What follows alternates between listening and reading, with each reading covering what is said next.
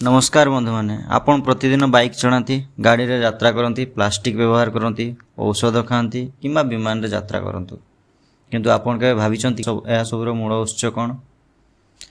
अच्छा से उत्स हूँ क्रूड ऑयल बा ताकू कौन कहुए ओडिया रे अपरिशोधित खनिज तेल। आज भिडियो आम जाना क्रूड ऑयल किपरि सृष्टि होता है, किपरि ताकू माटी तोड़ बाहर करा जाता है, किपरि क्रूड ऑयल को विशाल रिफाइनरी रे परिशोधन करा जाता है। ओके एवं किपरि पेट्रोल डीजेल किरोसिन प्लास्टिक औषध एवं अनेक उत्पाद रे क्रूड ऑयल परिणत होता है। तेबे चलतु आरंभ करवा क्रूड ऑयल रो अद्भुत यात्रा। ओके सो सांग माने क्रूड ऑयल रो कहानी आज नुहे बरं या 5 कोटी रु 30 कोटी वर्ष पूर्व आरंभ होता। सेतेबेले पृथ्वीर समुद्र रे असंख्य सूक्ष्म जीव शैवाल समुद्रीय प्राणी बसवास करते। सेमाने मरीजा परे समुद्र तल रे पड़ती होई रहउतले। लक्ष लक्ष वर्ष धरी बाली माटी पत्थर परत सेमानक ऊपर को ढांकी ढांकी चलता। पृथ्वीर भीतर उच्च चाप उच्च तापमात्रा से जैव पदार्थ धीरे धीरे हाइड्रोकार्बन रे परिणत हो गले। ओके तो यही हाइड्रोकार्बन हूँ एक्चुअली क्रूड ऑयल। सो क्रूड ऑयल तैयारी होबार प्रक्रिया को 3टी पर्याय में बुझीपर। फास्ट स्टेप बा प्रथम पर्याय हूँ सेडिमेंटेशन। एठारे समुद्र ये स्टेप रे कौन हो एक्चुअली समुद्र तल रे जैव पदार्थ उपर बाली और पत्थर परत जमा हुए। द्वितीय पर्याय कौन कहुए कैटाजेनेसिस बा स्टेप 2 हूँ कैटाजेनेसिस। कैटाजेनेसिस रे एक्चुअली कौन हम एठारे अत्यधिक चाप और तापर प्रभाव में बड़ बड़ जैव अणु भांगी तरल हाइड्रोकार्बन रे परिणत हो जाए। ओके तृतीय पर्याय हूँ migration. Okay third step is your migration. एथिरे कौन हम यही स्टेप रे यही जो तेल तैयारी है बा हाइड्रोकार्बन तैयारी है ये तेल छिद्रयुक्त पत्थर भितर धीरे धीरे गति करके ऊपर को आसो। शेष में जितेबाला एक अच्छिद्र पत्थर तार रास्ता को बंद करदेव से बड़ बड़ बड़ पूरा तेलर भंडार सृष्टि हो बुझीगला। अच्छा तेल तो सृष्टि होगा एवं आम जाना एक्सट्राक्शन केमती हो। ओके एक्सट्राक्शन प्रोसेस माने तेल को केमती माटी तलू बाहर करा जाउछि। तो प्रथम वैज्ञानिक माने भूकंपीय सर्वे बा ताकू सस्मिक टेक्नोलोजी व्यवहार करी तेल थिबा स्थान को चिन्हट करती। तापर विशाल ड्रिलिंग रिग सब स्थापन करा जाए। केतेक क्षेत्र में भूमि 3 रु 5 किलोमीटर गभीर पर्यंत ड्रिलिंग करा जाए। भूगर्भर उच्च चाप जो क्रूड ऑयल कूओ माध्यम ऊपर को आसे। केबे केबे पंपर साहाय्य तेल बाहर करा जाए। ओके अच्छा तेल तो बाहर करदेल एबे ताकू कौन करिवो नेक्स्ट स्टेप हूँ रिफाइनिंग ताकू केमती प्यूरिफिकेशन करा होची। तो भूमि बाहर क्रूड ऑयल को सीधा सड़क आम व्यवहार करें कारण यह विभिन्न प्रकार हाइड्रोकार्बन सल्फर नाइट्रोजेन एवं अन्यान्य अशुद्धिर एक जटिल मिश्रण होता है। से रिफाइनारी को निया जाए। रिफाइनारी प्रथम क्रूड ऑयल को प्राय 400 डिग्री सेल्सियस जाए गरम करा जाए। तापर यह विभिन्न प्रक्रिया पृथक करी पेट्रोल डीजेल किरोसिन एलपीजी और अन्यान्य मूल्यवान उत्पाद सब प्रस्तुत करा जाए। यह हूँ एक्चुअली आपणकर परिशोधन बा रिफाइनिंग प्रक्रिया बुझीगला। अच्छा रिफाइनिंग तो आम करदेले। अच्छा रिफाइनिंग केमती करा जाए सब गुरुत्वपूर्ण प्रक्रिया हूँ फ्रैक्शनल डिस्टिलेशन। ओके जो आम गरम कर क्रूड ऑयल टाको यह एक बहुत उच्च डिस्टिलेशन टावर भीतर को पठा जाए। यही टावर तल भाग बहुत गरम एवं ऊपर भाग धीरे धीरे ठंडा होता है। प्रत्येक हाइड्रोकार्बन रो बॉइलिंग पॉइंट ओके जमती कि आमर पेट्रोल होगला किरोसिन होगला डीजेल होगला दीज आर ऑल हाइड्रोकार्बन्स। तो ये हाइड्रोकार्बन्स रो बॉइलिंग पॉइंट अच्छी तो सेमानकर भिन्न भिन्न बॉइलिंग पॉइंट अच्छी।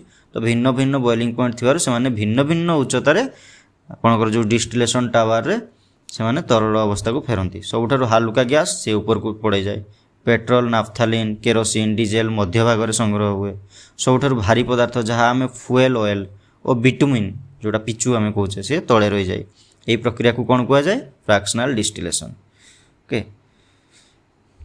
किंतु सांग माने कहानी ये शेष होनी। नेक्स्ट स्टेप हूँ कौन कैटालिटिक क्रैकिंग एंड रिफॉर्मिंग। एथिरे कौन हुए क्रूड ऑयल रो मिलुवा समस्त हाइड्रोकार्बन समान भाव में उपयोगी नुहे से रिफाइनारी रे आहरी 2टी महत्वपूर्ण प्रक्रिया करा जाए। कौन कौन प्रथमटी हूँ कैटालिटिक क्रैकिंग।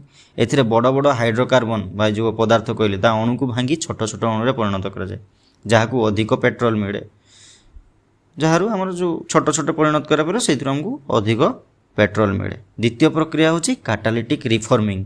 एथारे कौन हुए हाइड्रोकार्बन गठन को परिवर्तन करी उच्च ऑक्टेन नंबर विशिष्ट ईंधन तैयारी करा जाए। यह फल गाड़ी इंजिन रो अधिक क्षमतार काम करे बुझीगला। नेक्स्ट होची हमरो treatment and purification. Crude oil रे सल्फर नाइट्रोजेन अन्य बहुत अन्य क्षतिकारक पदार्थ मध्य थाए। जदि सेगुड़ा को हटा जीवनी ताले वायु प्रदूषण बढ़िबो, रिफाइनरी जंत्रपाति क्षतिग्रस्त हेबे, जे से जो आमर मेन पावर लोक मैंने काम करते से भी आफेक्ट हेबे। तेणु प्रथमे डिसल्फराइजेशन करा जाए, एथिरे सल्फर को अपसारण करा जाए, बुझीगला, जहाँ एसिड रेन हेबार संभावना को कमई थाए।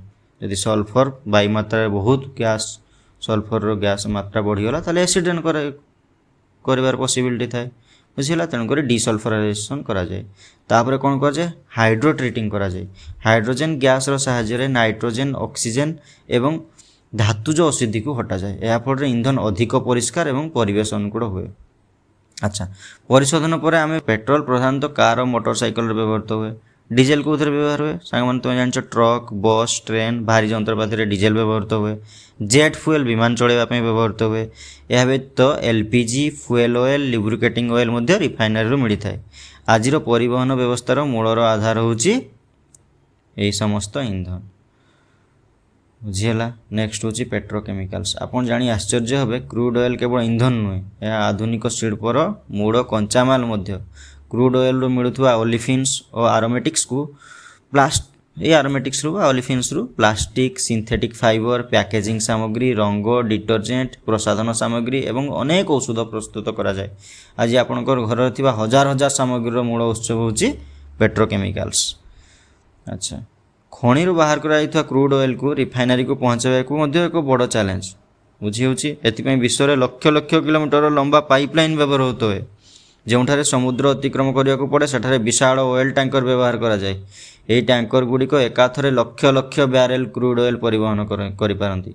यह व्यवस्था विश्वर शक्ति जोगाण को अविरत रखी थाए। अच्छा, क्रूड ऑयल दाम केवल चाहिदा और जोगाण उपर नुहे बरं अंतर्जातीय राजनीति उपर मध्य निर्भर करे। सांग मैंने आम सब केमती तेल रेट बढ़ी जाऊँगी, जमीक युद्ध होगला, राजनैतिक अस्थिरता होगला, अर्थनैतिक मांदावस्था किंबा चाहिदा अधिका है, ताले ये सब किसी तेलर दाम को निश्चय भाव में प्रभावित कर।